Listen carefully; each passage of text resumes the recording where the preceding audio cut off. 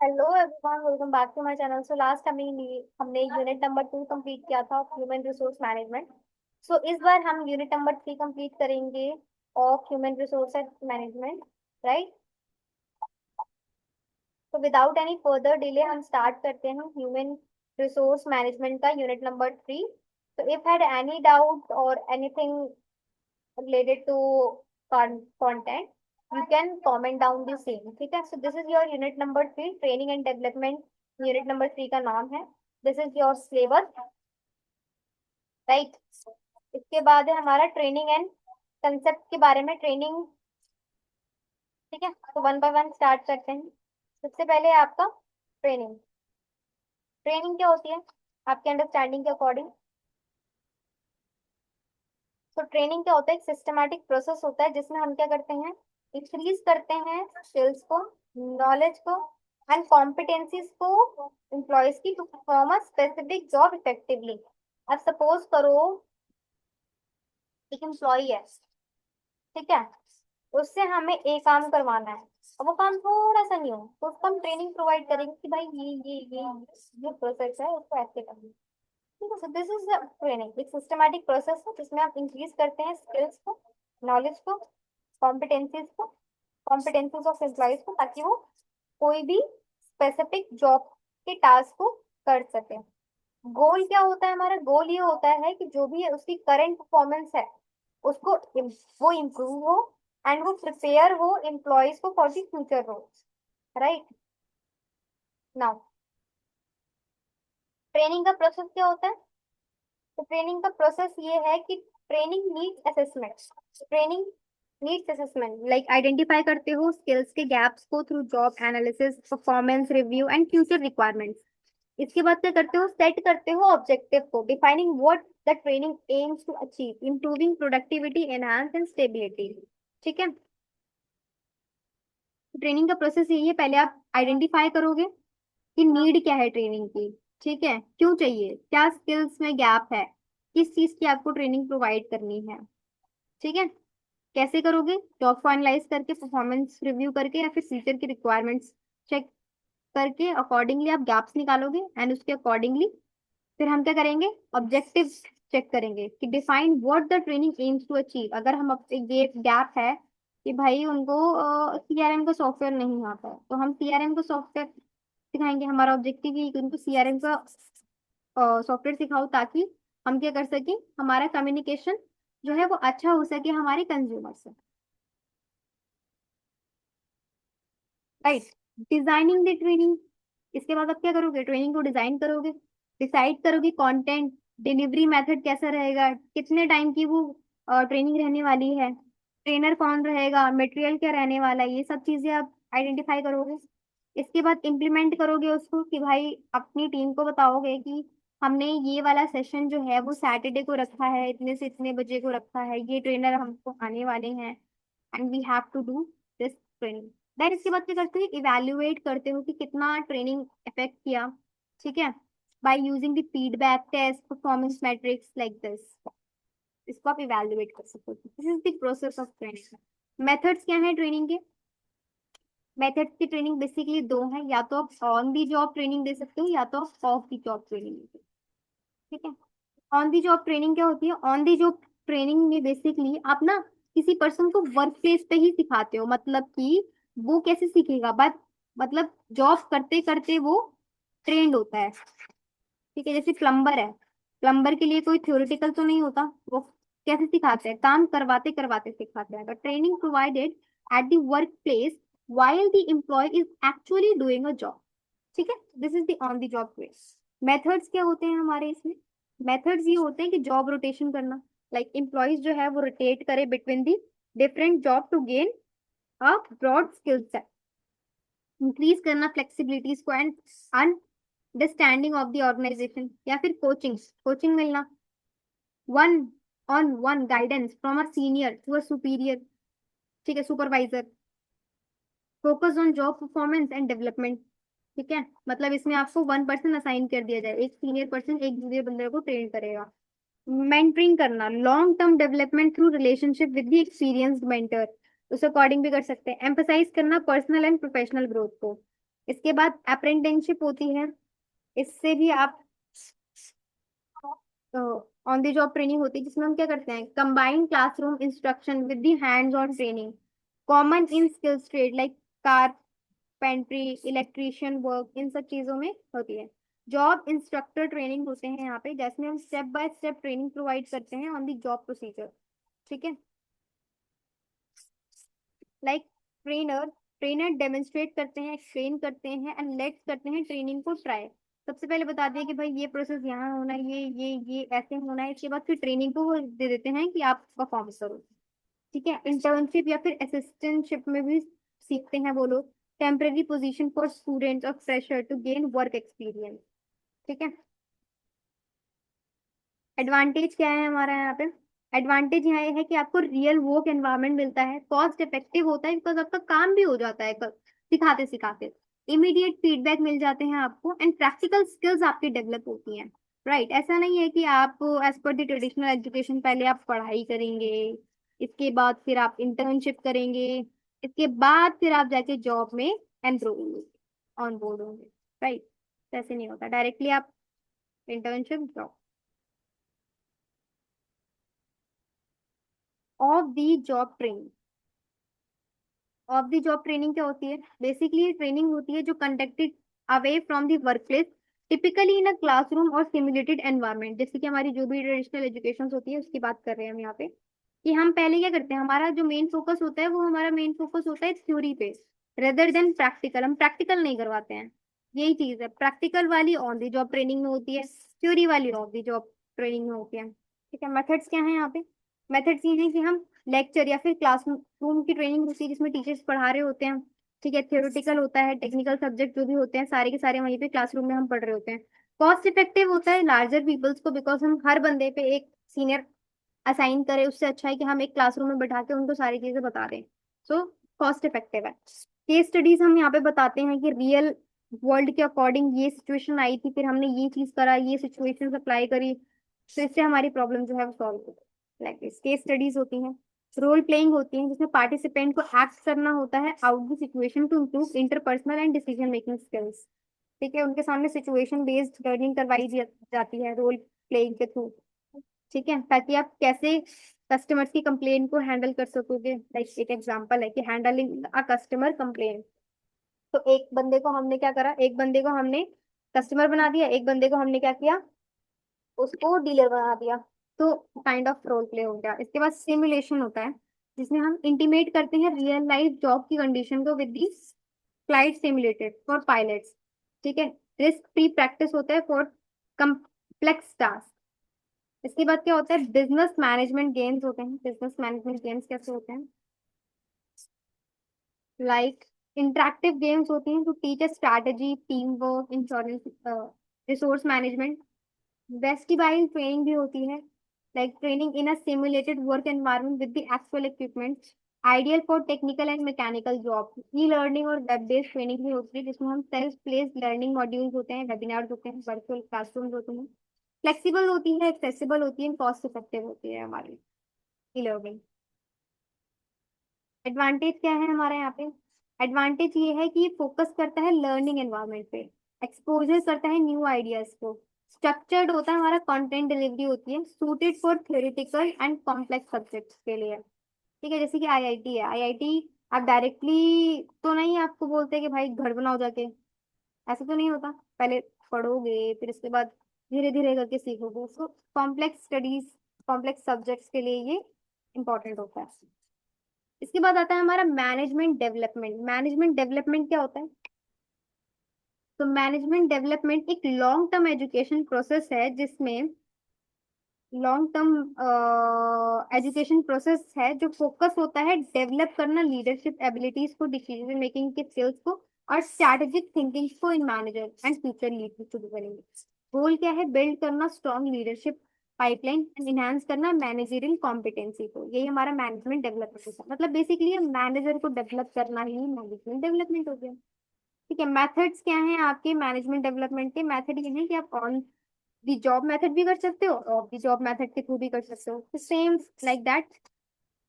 On the job method में जो जो चीजें थी उसके थ्रू आप कर सकते हो, लाइक कोचिंग या फिर मेंटरिंग करना, one one on one guidance, improve experience seniors provide करना, ठीक है, जॉब रोटेशन देना कि moving across roles to gain on board perspectives, committee assignment देना कि participate decision making bodies, understudy assignment करना, ग्रूमिंग अ सक्सेसर, ठीक है, like this. Off the job training में लाइक वर्कशॉप अटेंड करना, seminar attend करना, simulation exercise करना, business games, real life scenarios, case studies को स्टडीज करना, conferences attend करना, formal education programmes for example like MBA executive education. के बाद है हमारा performance management system, that is PMS. क्या कॉन्सेप्ट है? परफॉर्मेंस मैनेजमेंट सिस्टम एक स्ट्रेटेजिक अप्रोच है to improve the organisational effectiveness by enhancing individual and team performance. ठीक है, तो परफॉर्मेंस मैनेजमेंट क्या है? एक स्ट्रेटेजिक अप्रोच है जिसमें हम क्या कर सकते हैं, ऑर्गेनाइजेशन को इफेक्टिव वे में इंप्रूव कर सकते हैं bye enhancing the individual and team की परफॉर्मेंस के through. It include goal setting, continuous feedback, performance appraisal and development planning. तो इसके थ्रू हम क्या कर सकते हैं, परफॉर्मेंस को मैनेज कर सकते हैं, right. Uses of performance appraisal, uses क्या है? एम्प्लॉय को डेवलप करना, ठीक है, लाइक आइडेंटिफाई करना strength and areas for the improvement, ठीक है। जब भी आप परफॉर्मेंस को एनालाइज करते हो तो एम्प्लॉय की डेवलपमेंट आपको पता लग जाती है, कहाँ पे आपकी स्ट्रेंथ है, कहाँ पे आपकी वीकनेस है, कहाँ पे आपको नीड है for improvement. Training need assessment, हमें पता लग जाता है कि help to determine the skills gaps कहाँ पे आ रही है, ट्रेनिंग रिक्वायरमेंट कहाँ पे। कंपनसेशन डिसीजन हम ले पाते हैं, लाइक सैलरी हाइक कितनी देनी है, बोनस क्या देना है, इंसेंटिव कितना रहेगा। प्रमोशन एंड करियर प्लानिंग हो पाती है, like support decisions on promotions and career growth. इसके बाद है परफॉर्मेंस में feedback, like provide constructive feedback to employees. Motivation provide करना, लाइक एंकरेज करना बेटर परफॉर्मेंस को through recognition. Workplace planning करना, एसेस करना सक्सेशन प्लानिंग में एंड रोल अलाइनमेंट में। लीगल डॉक्यूमेंटेशन करना, like serve as formal record of employee performance, right. तो performance management method में क्या आते हैं? ट्रेडिशनल मेथड होता है, एक मॉडर्न मेथड होता है। तो ट्रेडिशनल मेथड के अकॉर्डिंग आप ग्राफिक रेटिंग स्केल्स कर सकते हो, like rating trait like punctuality, cooperation etcetera. Ranking method में ranking employees from the best to worst. Checking checklist method में क्या कर सकते हो, यस और no, a list of behaviour performance states कर सकते हो। This is the performance management method है जो मैं आपको बता रही हूँ, ठीक है। इसके बाद मॉडर्न मेथड में क्या आ गया आपके? मॉडर्न मेथड में आप मैनेजमेंट बाय ऑब्जेक्टिव का यूज कर सकते हो, लाइक सेटिंग करना, setting specific measurable goal jointly with the employees. 360 degree feedback लेना, ठीक है, like feedback from the Pir, subordinate, superior, self, सबसे फीडबैक लेना। Behaviour anchored rating scales, like bars का यूज करके, like pre defined behaviour statement for various performance level. Balance करना score card को, major करना परफॉर्मेंस को from 4 perspective, financial and customer, internal process and learning growth. Factor that distort appraisals, like halo effect. One positive trait influences all ratings. Con effect, one negative trait shadow performance. Leniency on strictness bias, tendency to rate too high or या फिर low. Central tendency, avoid करना extreme rating को and giving average score to all. Re recency effect, like focus करना सिर्फ recent events को. Personal bias, like prejudice based on the race, gender, age के according हम कर लेना, पर्सनल बायसनेस करना, ठीक है। या फिर हम क्या कर सकते हैं, कॉन्ट्रैक्ट एरर होता है, comparing employees to each other other than standards. तो इसकी वजह से क्या होता है, हमारा नेगेटिव एनवायरनमेंट बनता है। तो ये सारे वेज हैं फैक्टर दैट डिस्टॉर्ट अप्रेजल, जिनकी वजह से अप्रेजल नहीं होते हैं। इसके बाद है हमारा करियर प्लानिंग। करियर प्लानिंग क्या होता है? करियर प्लानिंग एक प्रोसेस है जिसमें एक इंडिविजुअल इवैल्यूएट करता है अपने करियर गोल्स को एंड डेवलप करता है स्ट्रैटेजीज को ताकि वो उनको अचीव कर सके। For organisation it aligns employees growth with the business need. और ऑर्गेनाइजेशन के अकॉर्डिंग एक पर्सन का करियर प्लानिंग उनके ऑब्जेक्टिव से मीट करना चाहिए, बिजनेस की नीड से मीट करना चाहिए। सपोज करो एक कंपनी है जो क्या करती है, लेक्सिस में डील करती है, ठीक है। तो उनको ऐसे पर्सन चाहिए जिनको इलेक्ट्रिकल्स में अपना वो करियर बनाना चाह रहे हो, करियर ग्रोथ चाह रहे हो। उनको ऐसे बंदे नहीं चाहिए जो लाइक कॉलिंग में जा रहे हो लाइक। तो करियर लाइफ स्टेजेस क्या होते हैं हमारे? तो जो भी हमारी 15 से 25 साल होते हैं, ये हमारे एक्सप्लोर करने की दिन है। एजुकेशन लेना, इंटर्नशिप करना, फर्स्ट जॉब करना, सेल्फ डिस्कवरी करना कि हमें किस में इंटरेस्ट है, क्या एबिलिटीज है हमारी। 25 से 35 की एज होती है हमारी एस्टैब्लिशमेंट की, मतलब सेटिंग इनटू अ करियर, अपना करियर बनाना, गेन करना एक्सपीरियंस को, डेवलप करना एक्सपर्टीज को। मिड करियर होता है हमारा 35 से लेके 50 तक का, इसमें एडवांसमेंट, स्टैग्नेशन और करियर चेंज करते हैं, सीकिंग हायर रिस्पॉन्सिबिलिटीज और वर्क लाइफ बैलेंस करते हैं।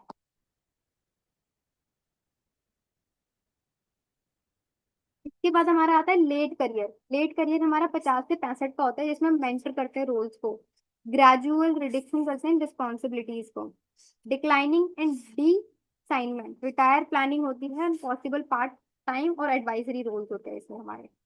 इसके बाद हमारा आता है करियर एंकर। करियर एंकर क्या होते हैं? Career anchor basically developed by the Edgar Schein are core values and motivation that guides a person's career decision. Each individual has one dominant anchor that they are not willing to compromise. Types of career anchor क्या होते हैं? कितने types के career anchors होते हैं? तो technical and functional competency होती है, लाइक फोकस जो करते हैं वो specific, focus on expertise in a specific skills. General manager competence, एक डिजायर करना lead and management organisation, autonomy independence, preference करना फ्रीडम को एंड सेल्फ डायरेक्टेड वर्क को। सिक्योरिटी एंड स्टेबिलिटी करना, need for job security and steady employment, entrepreneur creativity, passion for creating a new venture और ideas, service dedication to a cause, commitment to meaningful and social work, pure challenge, thrives on solving in complex problems, lifestyle integration, seeks balance on between work and personal life। इसके बाद आता है हमारा compensation. Compensation का concept क्या है? Compensation concept ये है, compensation include all form of financial returns and tangible benefits employees receive as a part of the employment relationship। तो ये हमारा कंपनसेशन का डेफिनेशन था कि जो मतलब कंपनसेशन का मतलब है जितने भी हमें फाइनेंशियल रिटर्न्स मिल रहे हैं कंपनी की तरफ से, टेंजिबल हो इंटेंजिबल हो, ठीक है। स्टेप्स इन डिटरमाइनिंग कंपनसेशन, तो जॉब को एनालाइज करोगे सबसे पहले, अंडरस्टैंड करोगे जॉब की ड्यूटीज को, रिस्पॉन्सिबिलिटीज को, रिक्वायर्ड जो भी स्किल है, जॉब को इवेल्युएट करोगे, जो भी डिटरमाइन रिलेटिव वर्क कितनी है of job using methods like ranking करना, point factor and factor comparison करना, ठीक है। कंडक्ट करना सैलरी सर्वे को, लाइक गैदर करो market pay data to stay competitive, design करना पे स्ट्रक्चर कितना है, पे grades, ranges, levels, administrative pay क्या है, aligning with internal policies of and budgets. Component of at pay structure क्या होता है? मतलब पे स्ट्रक्चर, एट पे स्ट्रक्चर क्या है, इसकी कॉम्पोनेंट्स क्या है? तो सबसे पहले होता है हमारा बेसिक पे, जो मिलना ही मिलना है, fix salary component foundation of total पे, ठीक है। तो ये फिक्स्ड है, जो हमको मिलता ही मिलता है, इसको हम बेसिक पे बोलते हैं। इसके बाद होता है हमारा डियरेंस अलाउंसेस। ये क्या होता है? ये कॉस्ट ऑफ लिविंग होती है जो प्रोवाइड की जाती है पर्सन को।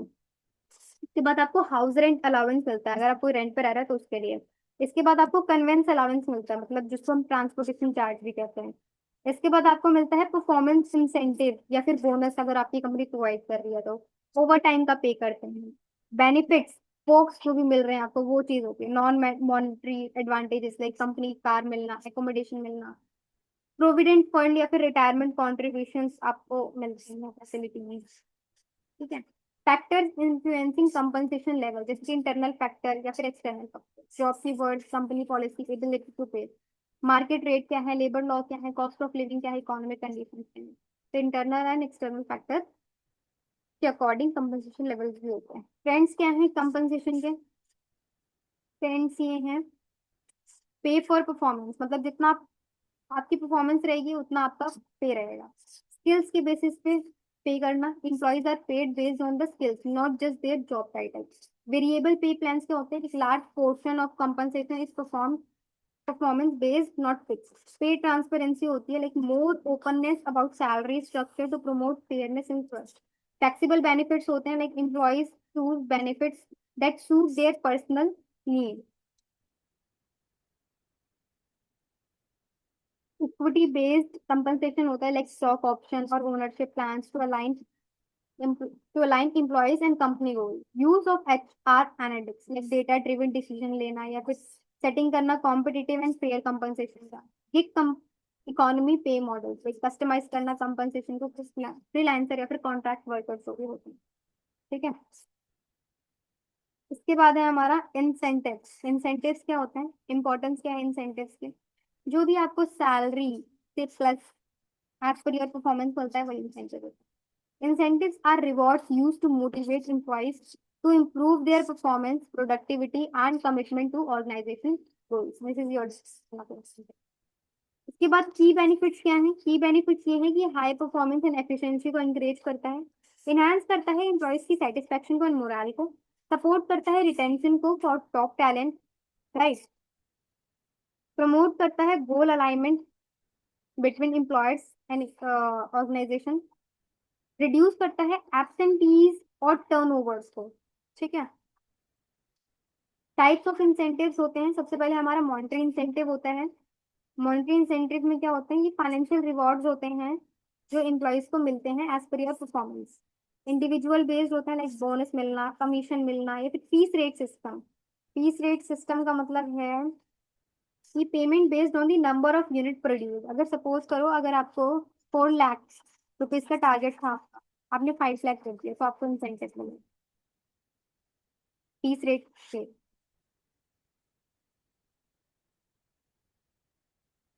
तो ठीक है. Number of unit to be produce like this. ऐसे समझो कि अगर आपको 100 यूनिट प्रोड्यूस करनी थी और आपने 101 कर दी तो आपको इंसेंटिव मिलेगा. Like this fees rate system है. कमीशन का था वो एग्जांपल जो मैंने आपको पहले बताया था कि आपको 4 लाख का टारगेट है और आपने 5 लाख का कर दिया तो आपको क्या मिलेगा, इंसेंटिव मिलेगा. ग्रुप बेस्ड भी होता है. ये तो इंडिविजुअल बेस्ड था. इसके बाद ग्रुप बेस्ड में देख लेते हैं. ग्रुप बेस्ड में बेसिकली आपकी टीम इंसेंटिव होता है. Team incentive shared by team members based on the group performance. Profit sharing होती है like employee receive a portion of company's profit. Gain sharing होती है employee share in cost saving productivity gains. इसके बाद आपका organisation based भी incentive होता है लाइक स्टॉक ऑप्शन जो भी होते हैं फिर इंसेंटिव प्लान्स होते हैं उसके अकॉर्डिंग. नॉन मॉनेटरी इंसेंटिव्स में क्या क्या इंक्लूड होते हैं, देखिए वो इंसेंटिव होते हैं जो aim to fulfil employee psychology and career growth like recognition मिलना, अवार्ड मिलना, करियर डेवलपमेंट अपॉर्चुनिटीज मिलना, जॉब की एनरिचमेंट होना, फ्लेक्सिबल वर्किंग आवर्स होना या फिर वर्क लाइफ बैलेंस मिलना. की बात आते हैं आपके बेनिफिट्स. बेनिफिट्स क्या होते हैं, ये इनडायरेक्ट कंपनसेशन होती है जो कंपनी प्रोवाइड करती है एम्प्लॉयज को in addition to their salary. Like they contribute employees well being, job satisfaction है कि नहीं, लॉयल्टी है कि नहीं. तो टाइप्स क्या है, कितने टाइप्स के एम्प्लॉय बेनिफिट प्रोवाइड करता है. स्टैट्यूटरी बेनिफिट्स होते हैं जो कि लीगली मैंडेट होते हैं हर कंपनी को प्रोवाइड करना. लाइक CF, PF प्रोवाइड करना मैंडेट होता है. Employee state insurance like CSI provide करना, health insurance for low income workers. के बाद होती है ग्रेचुटी. ग्रेचुटी काफी लोगों को नहीं पता है. ग्रेचुटी का मतलब है अगर आपने 5+ ईयर्स की सर्विसेज दी है किसी कंपनी को, ठीक है, तो लमसम पेमेंट मिलती है आपको आफ्टर योर 5 ईयर्स. ठीक है, मतलब 5+ ईयर्स अगर आपने किसी को सर्विस दी है तो आपको ग्रेचुटी मिलती है, मतलब कुछ अमाउंट ऑफ मनी मिलता है कंपनी की तरफ से to be honest honest employee. Maternity का पैटर्निटी बेनिफिट मिलता है लाइक पेड लीव मिलती है for new parents. Leave benefits होते हैं like sick leave, casual leave, own leave, like this. Voluntary discretionary benefits होते हैं like provided by employees to enhance employee satisfaction and competency. Health insurance मिलना, paid holidays या vacation मिलना, housing transportation and allowances मिलना, child care या फिर education assistance मिलना, meals, uniform, mobile, laptop reimbursement, ये सब चीजें.